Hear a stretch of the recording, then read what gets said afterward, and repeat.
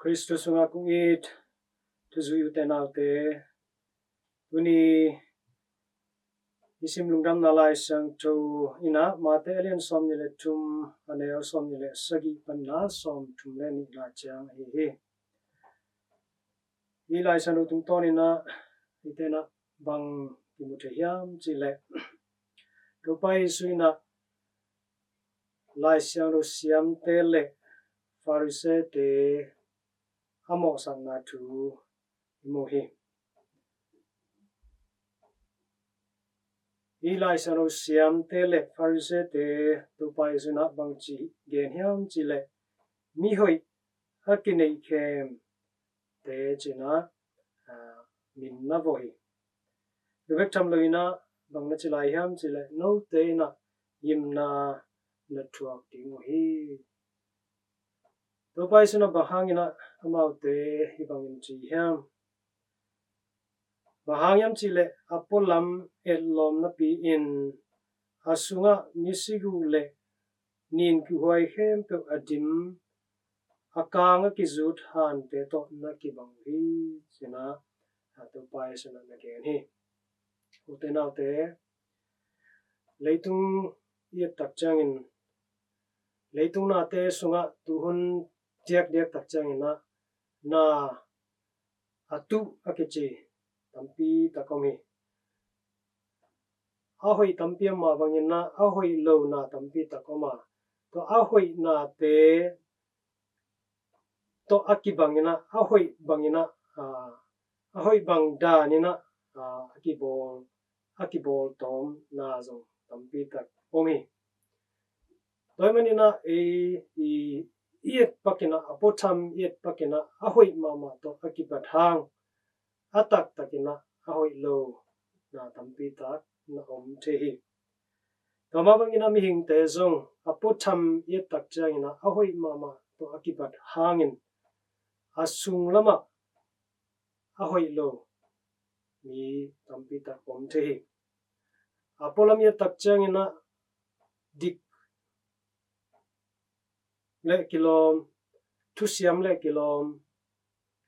na piena asung lama gilona salona juhomna huaihamna tampi takto akidim zongki umtehi kamenina to pai zuina ama huna hi scribes akichi laisano siam tele farze te zong bawang maina amautena amawi chei laisang to tu te amawi chei chukham te mi ten azui tenari na genin hilina amau mama zo azui bangke khat amau mama zo pasien to akikom amau mama zo asyang to bangke khachina omui aizong ina to pai suina amau te lung sim puak te thei manina bangna chi hiam chila no te na han to ki bang lelu te ha ni chi tak changina misi ki guina hiya hi misi ki guina han te sunga amuat a ui gu letang te be kom hi tamenina ei tuni lai sanu siam hi lo hang farise te hi lo hang hi lai siam lo siam te ma bangin hi farise te ma bangin mi te mu na asyang tho bangin om hangin khat ve vi tak pasien mu na anin pen zong hi hun tampi tak om thei khari hi tomen to pai sina mi hoi akinei khem no te kidomun gimna thua khadi te china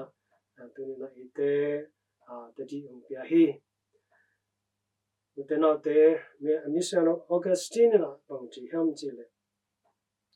pasienina ite penong bolai takin khasyang tho omna in pi hi biakin pi rina ong bol hina pin eite I mihing lungsim sia juhom na hoiham na te hangina atwe tak changna eite nun ta na sunga tua hasiang to biakin pi kimoloin khan to akibang aki huai na te to ikidim khazel hi china nana ge hi ramanin tuni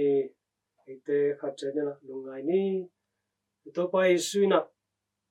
apotham ade hilovina asunglam asiang to ade hi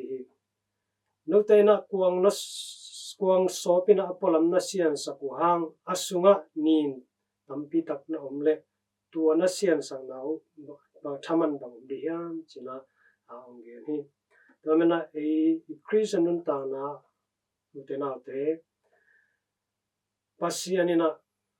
gula tang pai leta amu pasian hi eite lungsim pok te ong mu hi ong thei eite na bang lungsim ne ya ina tak tang nei mo ai kele murana nei mo ai kele eite na pasian tunga chi tang na tak tang nei mo ai kele chi tak no mo chi pen pasian na thei ma hi toimana eite khatchen pasian hong mu dan lianen eite ki muin nina isunga asyang tholo anin amuat ngai sunna te amuat lungsim te inei khak le tunina pai he in sil khia ina athakena ki po apadi hang apolam bek ai lom sak hilowin asung lam jong lom saken to ai lom isunga lom na te apolama so khia ina mi te mu na azong asyang runun ta na to mi kimi pama omte lamalak hi tegerina han chambe han no paizun no te leitung khowa nahi hi china ongen hi tamanan etena I khowa te tunina tang sak di hang to khowa kina isung panina ong puswa kya khowa ahi chemding tunina thakena han chamni to paizuna hi farze te lai chei te lai sano siam te amo sakma bangina tuni eite zong mo sangna ong pia hang no ding kidom chamni akisam